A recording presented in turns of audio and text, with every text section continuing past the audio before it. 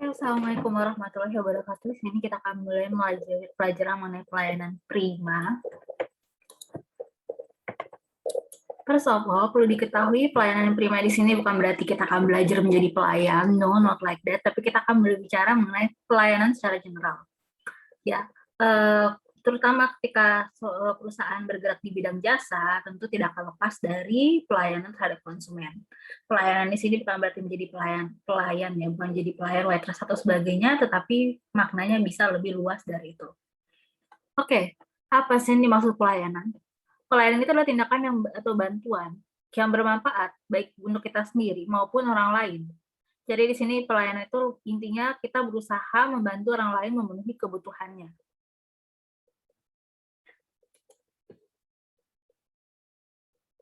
Kenapa butuh pelayanan prima? Terutama dalam bisnis yang bergerak di bidang jasa ya. Karena kalau misalnya konsumen itu terpenuhi kebutuhannya, mereka akan lebih bergantung terhadap perusahaan kita. Mereka akan mungkin order ulang atau meminta bantuan dari perusahaan lagi, akan terus-menerus mempromosikan perusahaan kita terhadap yang lain. Maka itu butuh pelayanan maksimal agar pelanggan merasa puas. Kalau pelanggan merasa puas, mereka juga akan menyebarkan mengenai perusahaan kita, mengenai jasa kita, seperti itu.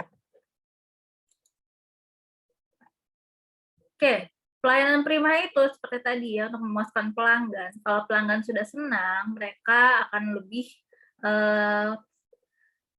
lebih mudah untuk attach sama perusahaan kita, untuk terikat sama perusahaan kita. Kalau pelayan sudah terikat, sudah setia membeli barang di kita, otomatis kan juga akan menguntungkan perusahaan kita. Dan kalau misal pelayanan kita, mereka pasti juga akan mempromosikan kepada kolega-koleganya. Makanya itu kita butuh pelayanan prima. Salah satunya untuk membangun kesetiaan kesetiaan pelanggan. Oke, ini pengertian prinsip dan konsep pelayanan prima. Pelayanan tadi ya, upaya membantu menyiapkan, menyediakan, dan mengurus keperluan orang lain. Keperluan lain dalam sini garis besar adalah customer. Ada dua unsur pelayanan. Ada layanan, ya pasti ada layanan, namanya juga pelayanan. Ada layanan, dan kedua ada pelanggan atau customer. Atau bisa jadi pelanggan di sini yang dimaksud adalah baru calon customer.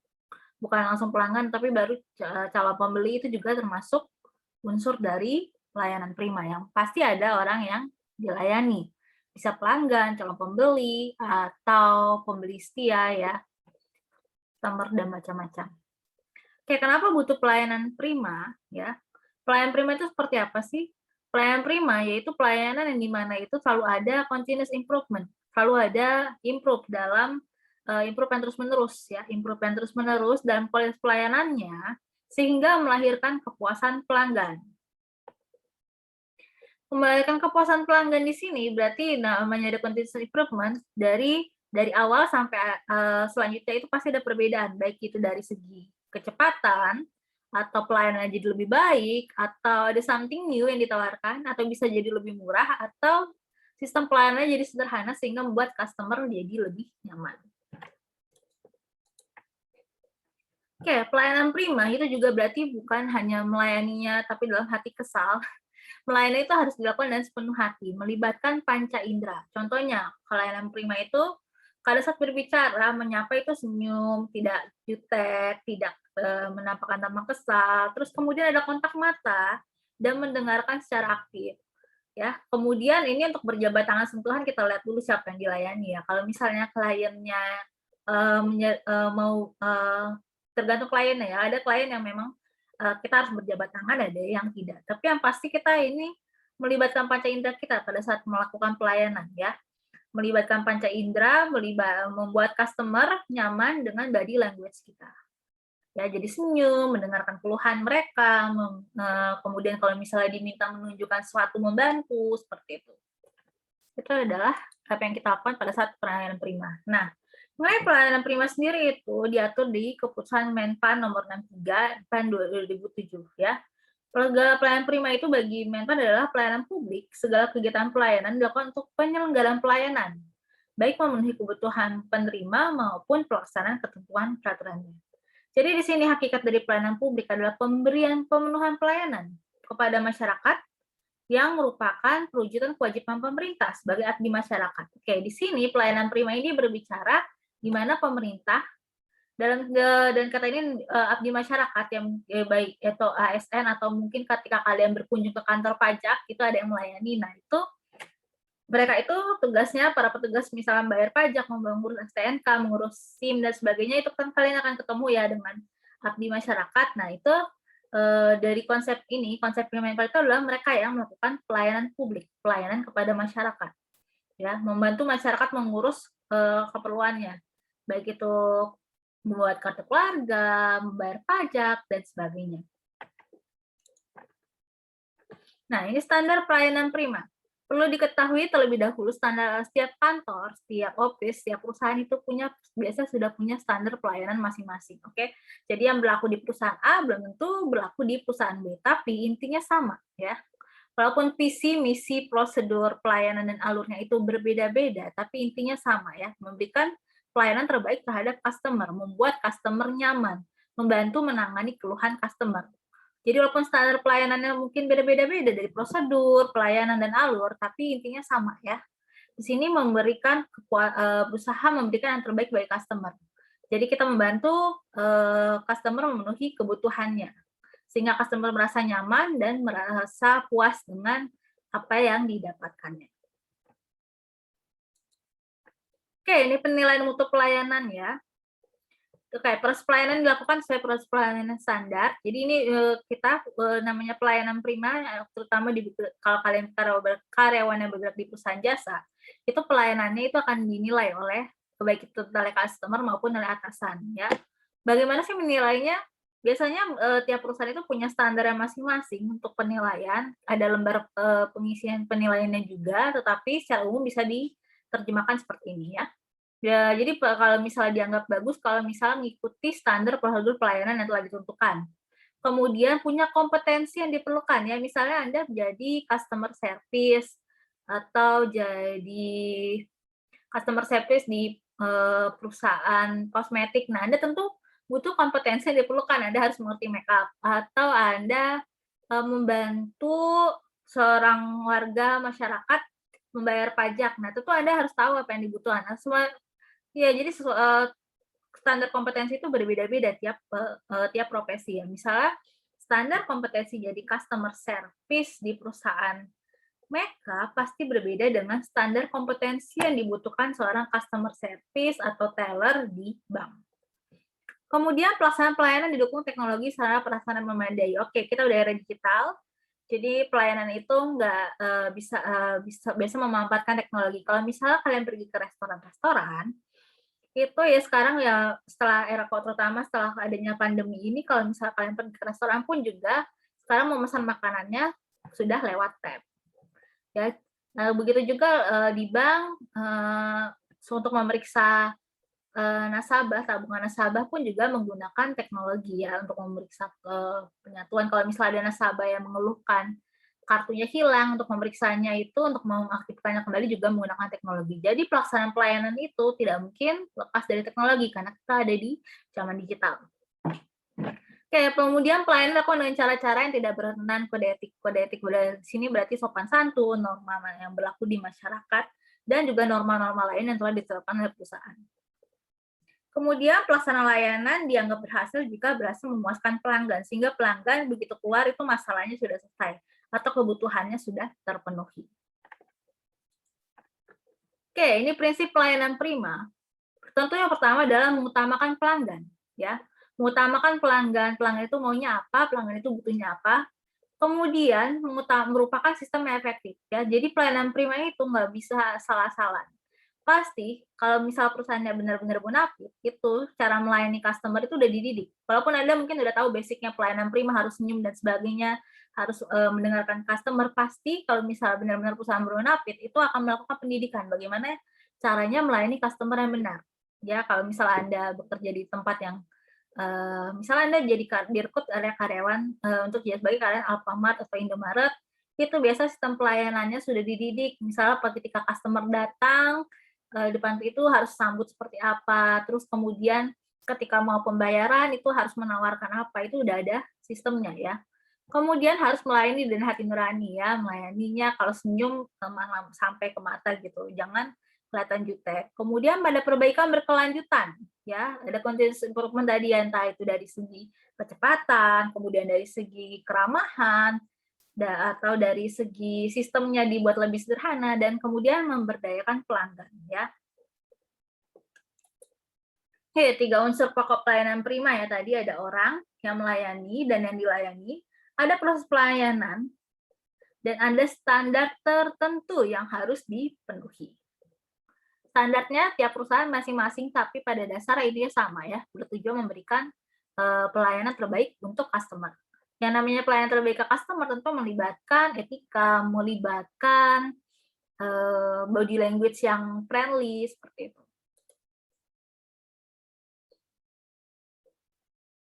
Oke, ini konsep pelayanan prima itu ya, kalau menurut undang-undang itu ada katalitik menumbuhkan pelayanan masyarakat yang mandiri, menjadi milik masyarakat, jadi sebagai perangkat dinamika masyarakat dalam mewujudkan kesejahteraan umum, dan ini kompetitif. Jadi menyajikan pelayanan dengan mutu yang terbaik dan biaya terjangkau. Oke, kemudian ada konsep pelayanan prima lanjutannya, ada mengembangkan misi memberdayakan masyarakat, kemudian mengutamakan hasil akhir investasi pemerintah yang dinyatakan memiliki daya ungkit terhadap kemajuan masyarakat. Melihat ke depan, mencegah timbulan masalah sosial, mengutamakan pelanggan memenuhi kebutuhan, dan memberikan keuntungan serta membuka pasar. Jadi ini lebih ke konsep pelayanan prima ya, terutama untuk konsep pelayanan prima yang melibatkan karyawan publik atau karyawan yang dimiliki oleh negara ya, atau ASN misalnya pada saat membayar pajak. Tapi ini juga bisa diberlakukan untuk karyawan swasta yang melakukan pelayanan masyarakat. Inti utamanya tentu mengutamakan pelanggan. Kemudian Anda pun juga selama melakukan pelayanan adalah mengembangkan misi, baik itu misi mau baik perusahaan swasta maupun perusahaan negara pasti punya misi masing-masing. Oke, ini falsafah pelayanan prima ya. Falsafah pelayanan prima itu berarti mengembangkan sistem. Mengembangkan sistem berarti dibutuhkan inisiatif dari yang melakukan customer service, melakukan pelayanan untuk lebih kreatif dan bertanggung jawab dalam menciptakan dinamika kehidupan yang lebih baik. Dan dengan kata lain, di sini dibutuhkan inisiatif dan kreativitas, mengikuti aturan yang ada tapi tetap fleksibel supaya bisa membuat customer merasa nyaman. Oke, ini karakteristik pelayanan prima, ada kesederhanaan, ya, jadi tidak ribet, tidak membuat customer bingung, ada kejelasan, ada kepastian waktu atau akurasi ini sama, ada keamanan, tanggung jawab, kelengkapan sarana, dan kemudian kedisiplinan, jangan sampai membuat customer Anda menunggu, ada kemudahan akses dan kenyamanan. Oke, berbicara mengenai prinsip pelayanan prima ya. Prinsip pelayanan prima di sini dikenal juga ada yang namanya 3A, attitude, action, dan attention. Apa sih prinsip pelayanan prima 3A itu? Kita pelajari di sini. Attitude. Attitude di sini berarti pada saat melakukan pelayanan, Anda membedakan dengan sikap yang ramah, sabar, mendengarkan keluhan customer, memberikan kesan kalau misalnya customer itu sehingga customer menilai tindakan sikap yang diambil pegawai itu baik, sopan, dan cekatan. Jadi di sini attitude. Di sini berbicara sikap Anda terhadap customer selama proses pelayanan sampai selesai ya. Di sini bagaimana fokusnya menciptakan kesan attitude yang baik di mata konsumen. Jadi bagaimana Anda melayani secara tepat, cepat, dan sopan. Oke, ini kemudian contohnya ya, pelayanan prima berdasarkan sikap atau attitude ini, misalnya pelayanan dengan penampilan yang serasi, pelayanan dengan pikiran yang positif, dan pelayanan dengan sikap menghargai customer ya. Jadi misalnya Anda menanyakan apa kebutuhan customer dengan sopan, kemudian kalau misal customer minta ditunjukkan sesuatu, Anda menjawabnya dengan sopan, memberikan petunjuk dengan cara yang benar, tidak menggalaki customer tersebut. Kemudian action. Action berarti mengambil langkah tindakan yang efektif, efisien untuk memenuhi kebutuhan customer, untuk memenuhi ekspektasi konsumen Anda ya. Jadi namanya juga action. Action berarti ambil ambil tindakan yang tepat guna, efektif, efisien untuk memenuhi ekspektasi konsumen dan kebutuhan konsumen. Oke, contoh action, misalnya mencatat permintaan customer. Customer pesan apa, Anda catat baik-baik. jangan sampai ada yang kurang. Kemudian mengkonfirmasi kebutuhan customer. Jadi di sini setelah Anda mencatat, kemudian itu Anda konfirmasi lagi, bener nggak pesan ini, bener nggak pesan ini. Sama juga seperti pada saat kalian kalau misalnya berbelanja, terus pada saat pembayaran itu kan biasanya eee, pelayannya bertanya lagi, biayanya segini, bener kan? Ditanya, Anda mau konfirmasi lagi ya, biayanya segini, itu termasuk tindakan mengkonfirmasi kebutuhan customer. Kemudian memenuhi kebutuhan customer, ya misal customer pesan apa, Anda kirimkan barangnya, Anda berikan. Kemudian, perlu diingat di sini selain action selain 3 action di atas, yaitu perlu juga menyatakan terima kasih dan menjaga hubungan baik dengan customer. Jadi ketika customer pergi, jangan cuek aja tapi dijaga hubungan baiknya ya. Misalnya contohnya kalau ada diskon-diskon, ada promo dikirim ke alamat email customer, seperti itu. Jadi action di sini konsepnya bukan pada saat proses pelayanan saja, tapi setelah sampai pelayanan selesai pun ada action, ada tindakan untuk menjaga relasi hubungan baik dengan customer.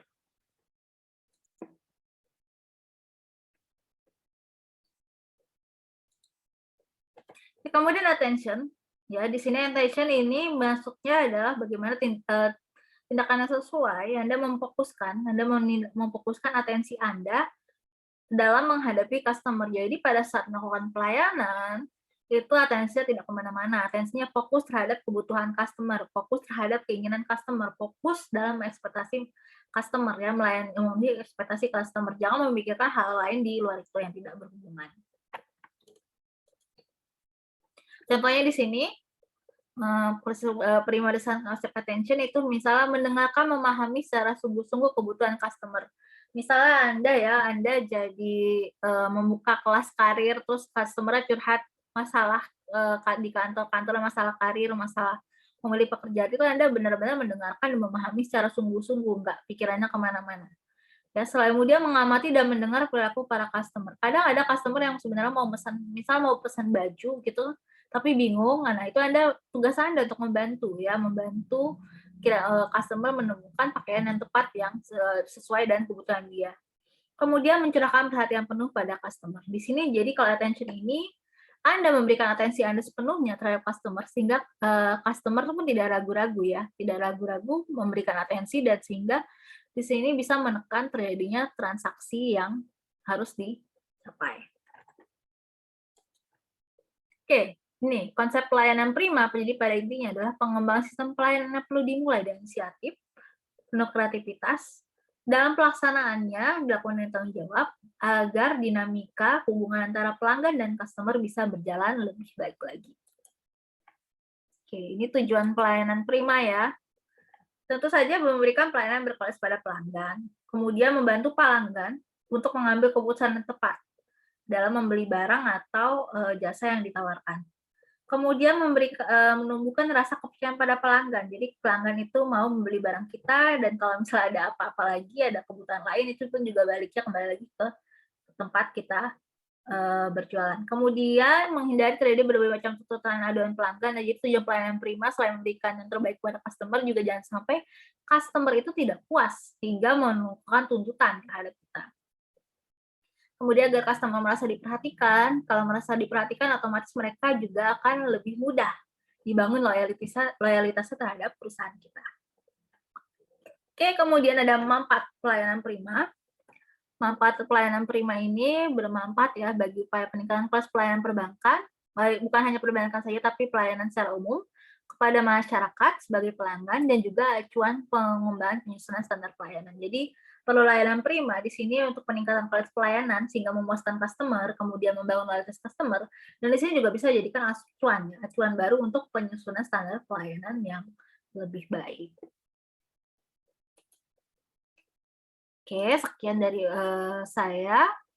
Untuk kelas selanjutnya kita akan bertemu lagi minggu depan. Assalamualaikum warahmatullahi wabarakatuh.